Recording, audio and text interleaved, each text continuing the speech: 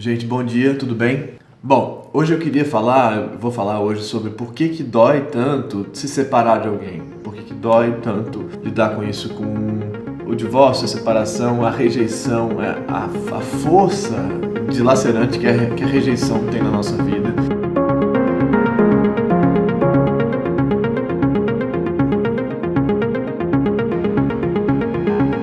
Por que eu vou falar sobre isso hoje? Eu já falei sobre isso algumas vezes, sobre estruturas de separação, momentos de separação e tal, algumas vezes, mas o que eu faço aqui é uma parada de tentar lidar com o que está acontecendo como diálogo para mim. Como eu falo sempre, isso aqui é um diálogo, então eu recebo mensagens e textos e em certa medida eu faço uma certa filtragem, assim, porque tem coisas que eu falo, não, isso eu não consigo falar, ou isso eu não quero muito lidar com esse conteúdo, às vezes é pesado demais para mim. Mas tem horas que não dá para negar o que está chegando e a separação, o problema da separação é um problema muito sério e o sofrimento com isso é muito sério. E essa semana última eu recebi muitas mensagens lá pelo direct do Instagram sobre isso e algumas muito conectadas, assim. Aí eu fiquei pensando como é que eu faço um vídeo sobre isso tudo, mas tem uma pessoa específica, duas na verdade. Uma primeira pessoa me perguntou por que é tão duro levar um pé na bunda. Assim, a pergunta era muito clara, por que machuca tanto? Por que machuca tanto na gente? E eu nunca tinha falado exatamente sobre isso. Eu já falei sobre a separação, de encarar a separação e tal, relações que nunca acabam e tal, enfim, quando uma relação termina, como lidar com o término. Eu já fiz alguns vídeos sobre isso. Mas o engraçado é que enquanto eu vou fazendo esses vídeos, eu vou lendo também, aprendendo coisas e ouvindo as pessoas e tal. Então a minha cabeça vai mudando. E hoje eu recebi essa mensagem aqui dessa pessoa, quer dizer, hoje não, faz alguns dias, mas que é uma mensagem muito sincera, assim, que ela tinha visto o vídeo do Nunca Mais Vou Me Apaixonar, essa pessoa, e ela falou: meu casamento acabou e uma parte dos meus sonhos, e o problema pra mim é que a coisa do se apaixonar novamente, porque eu sei que eu vou me apaixonar e tudo bem, eu sei que isso vai acontecer, que eu vou seguir, que a vida vai seguir. A questão pra mim é que eu sinto que essa relação tinha um encontro tão grande, eu e ela tínhamos uma potência, uma conexão em várias instâncias, sonhos, uma paixão, um olhar, uma coisa, e eu sei que eu vou amar alguém, mas que nada vai ser tão profundo e bonito como foi essa relação. Essa frase é muito forte pra mim, muito sincera. Nada vai ser tão profundo e tão bonito como foi essa relação, e eu acho que isso me faz ficar absolutamente mais triste. E tá muito difícil, e saber tudo que ela me disse, que ela foi muito dura, que eu não sinto mais sua falta, não quero mais, enfim, disse coisas muito duras pra ela, enfim, e saber que ela vai ter que se contentar com um amor mediano daqui pra frente, que não é tão grande quanto esse. Bom, e aí os amigos tentam falar pra ela que ela vai encontrar outra pessoa, mas ela tá nesse processo que eu acho que é uma coisa muito legal de falar, que é de achar que você não vai achar um amor tão grande quanto aquele amor. Caramba, né? Aí eu fiquei me lembrando de quando eu tem muitas coisas pra falar sobre isso, mas eu fiquei me lembrando do final do meu primeiro namoro. Primeiro namoro, eu tinha sido apaixonado por ela por 3 anos, a gente começou a namorar depois, então era uma história que já tinha 5 anos nesse momento aí e tal. No começo era uma idealização muito grande, depois virou uma coisa. E na hora de terminar, eu estava muito apavorado, achando que eu nunca mais iria amar alguém como eu amava aquela pessoa. Era, lógico, muito diferente. Eu tinha 19 anos de idade, 20 anos de idade, então é muito distinta essa situação. Mas o fato é que eu me lembro desse diálogo, da cena que a gente estava vivendo, e eu falando: mas você acha que isso vai acontecer? E ela também falando. E eu me lembro de ter conversado com a minha mãe, de ter falado para minha mãe: eu tenho medo de nunca mais conseguir sair disso. Nunca mais achar nada tão forte quanto isso e tal. E é como se eu estivesse me perdendo naquele processo de perder outra pessoa. Isso é que era forte. A impressão que eu tinha é que eu ia me perder enquanto perdia aquela outra pessoa. E aí minha mãe estava se separando há um tempo do meu pai, eles tinham sido casados por 30 anos e estavam se separando. E aí ela falou: se eu conseguir me separar do seu pai, você vai conseguir se separar. Que é uma resposta um pouco estranha, especialmente considerando o fato de que ela não conseguiu de fato se separar, eles nunca se divorciaram.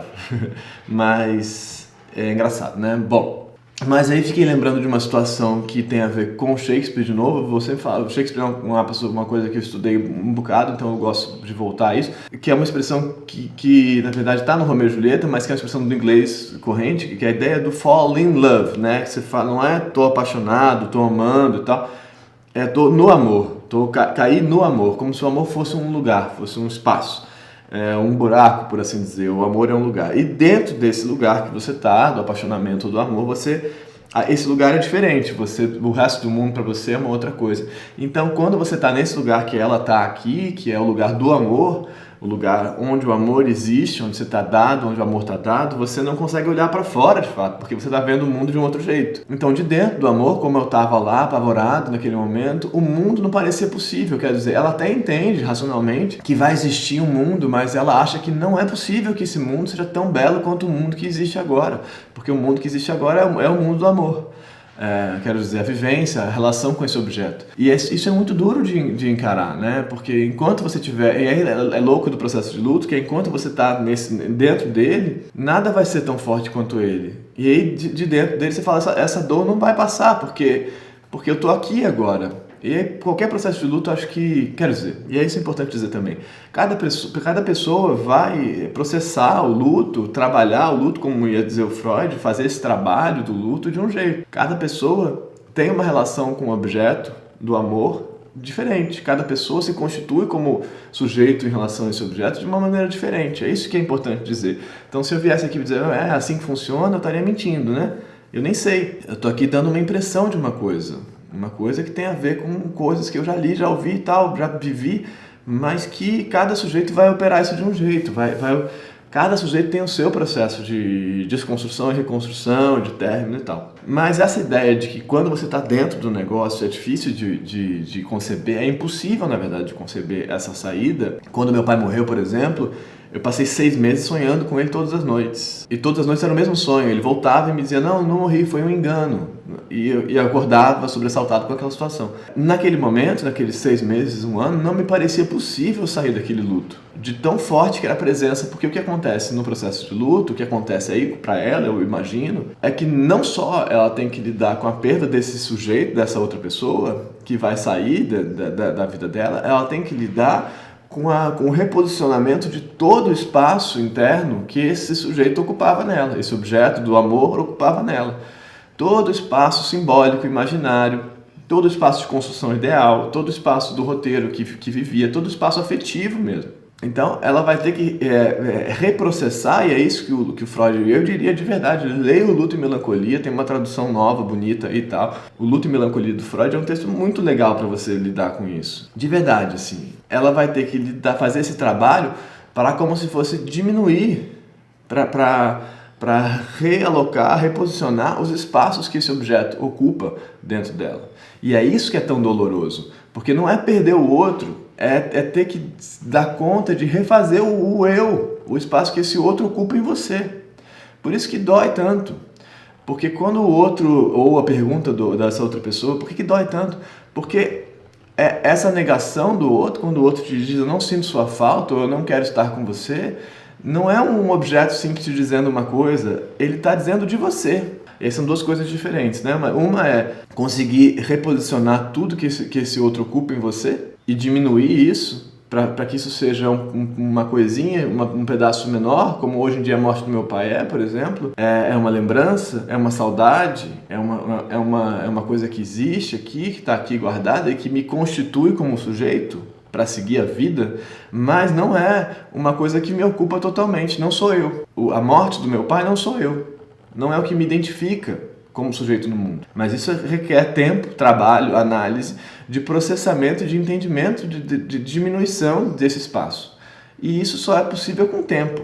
Realmente só é possível com o tempo. E com o tempo, eu sei que você nem quer ouvir isso agora, mas com o tempo você vai entender que é sim possível amar outra pessoa, desde que esse trabalho do luto seja feito. Porque talvez você fique nessa melancolia mesmo. Nessa ideia, esse outro você está tão identificada com esse objeto que não é mais possível amar outra pessoa. Isso acontece, porque a sua identificação é tão forte, ele ocupou tanto espaço em você, que você não vai mais conseguir viver sem isso. E aí tudo vai ser ruim, percebe? Então você tem que fazer esse trabalho de reoperação e de percepção e de separação de você desse outro objeto que está dentro de você, que é esse espaço que esse outro ocupa dentro de você, no seu imaginário, assim, né? E aí tem isso, por que dói tanto ouvir o outro dizendo, mas é um pouco mais simples, assim, porque por que é tão doloroso quando o outro te fala, cara, não, eu não quero você?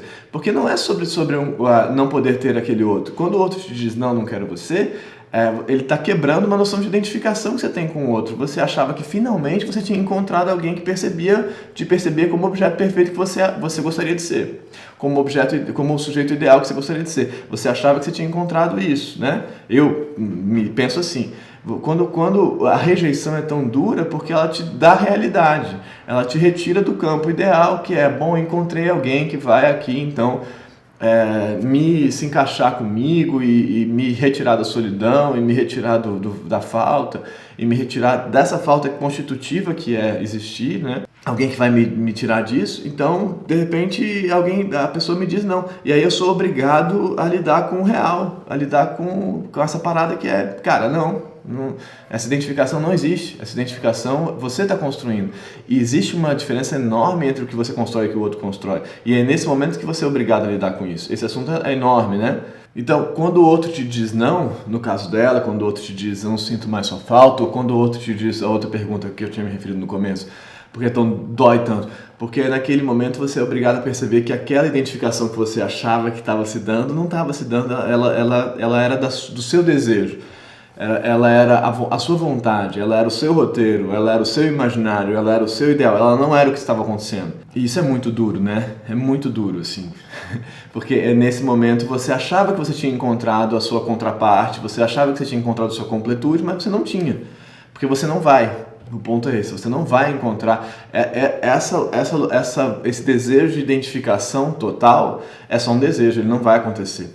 Aprender a existir só, né? Aprender que você está separado, que você está sozinho, é o processo mais importante para que você possa se relacionar sem cobrar da relação essa identificação total.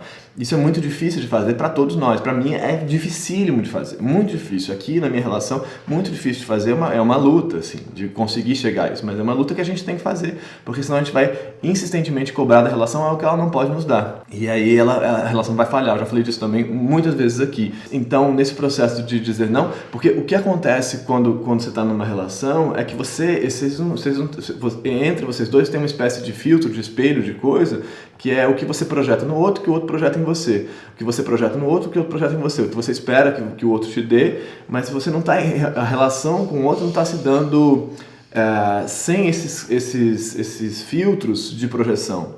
Os filtros de desejo, os filtros de identificação. E essa identificação não é com o você real, é com o que você gostaria que você fosse.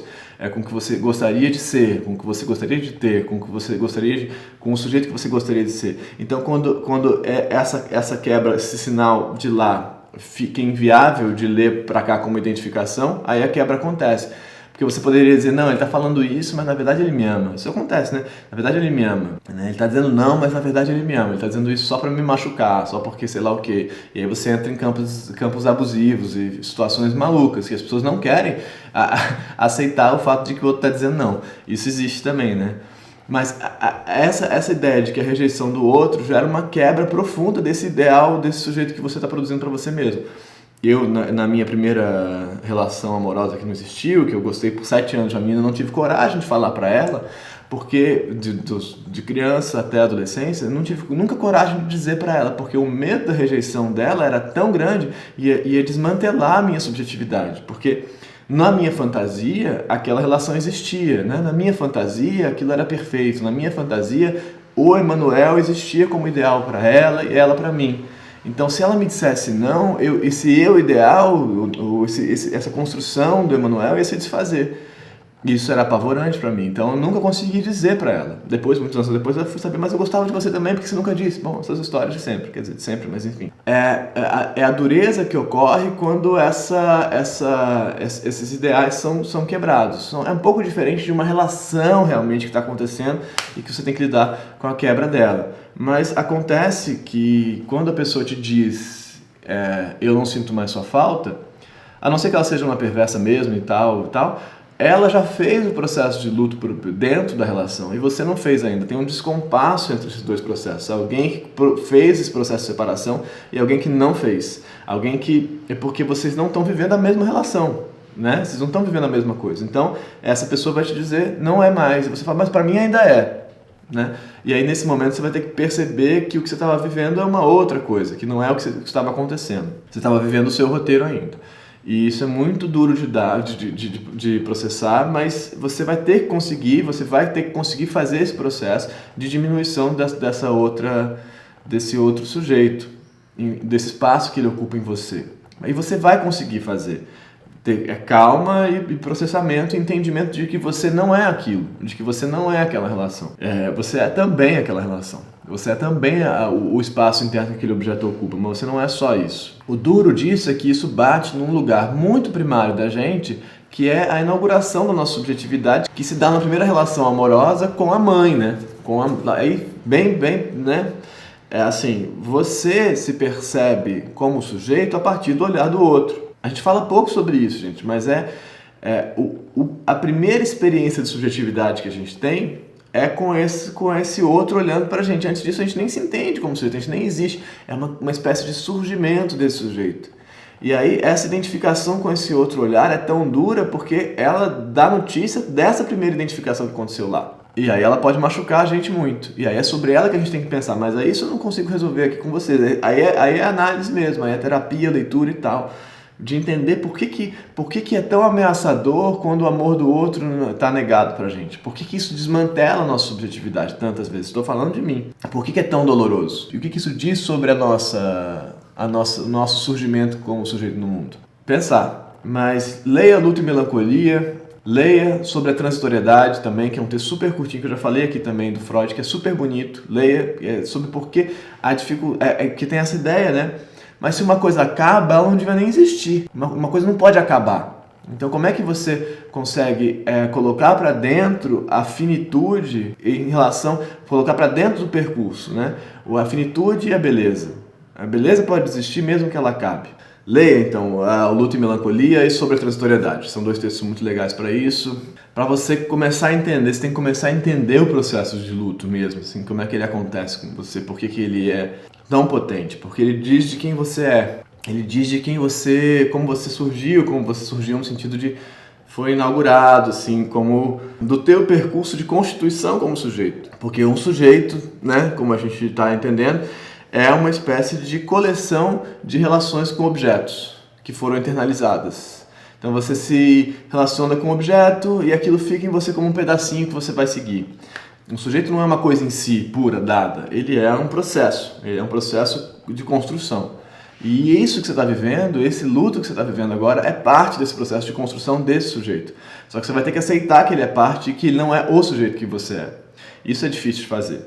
Bom, e aí amanhã eu queria tentar enfrentar uma outra questão, que é um pouco mais leve, mas que tem a ver com uma pessoa que viveu um encontro que ele julgava ser impossível, um encontro mágico, um encontro fantasioso, o encontro ideal, e que depois disso ele está falando, bom, então agora o que resta para mim? Se eu já vivi o máximo, o suprassumo da minha vida. E é essa ideia dessa construção, desse roteiro que a gente constrói para a gente mesmo, do que é a máxima realização da viagem perfeita, da relação perfeita, do sexo perfeito, e depois disso um esvaziamento, um tédio, sem sentido. Se inscreve no canal, compartilha, curte, faz todo esse negócio que tem que fazer, por favor, agradeço, ou não faz, mas se quiser fazer, faz. E agradeço muito pela interlocução. Mande as perguntas para mim pelo Instagram, ou por aqui, escreve aí. Vamos continuar esse negócio, porque eu estou aprendendo muito com isso, tá me fazendo movimentar muitas coisas e é isso. Até amanhã. Obrigado, gente. Tchau. Tchau.